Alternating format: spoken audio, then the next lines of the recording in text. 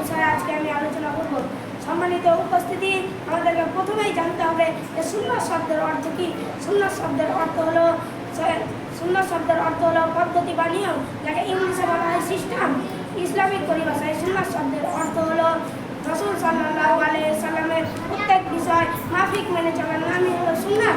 রাসূল সাল্লাল্লাহু আলাইহি সাল্লাম যেভাবে খাবার খেয়েছেন, যেভাবে তিনি মানুষের সাথে কথা বলেছেন, যেভাবে তিনি মানুষের সাথে চলেছেন, এর প্রত্যেকটা বিষয় মেনে চলার নামই হলো সুন্নাত।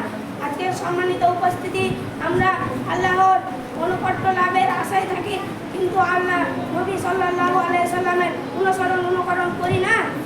আল্লাহ সুবহানাহু ওয়া তাআলা স্পষ্ট ভাষায় বলছেন, কুল ইন কুনতুম তুহিব্বুনাল্লাহ ফাত্তাবিউনি ইউহিব্বুকুমুল্লাহু ওয়া ইয়াগফির লাকুম যুনুবাকুম আল্লাহু গফুরুর রহিম।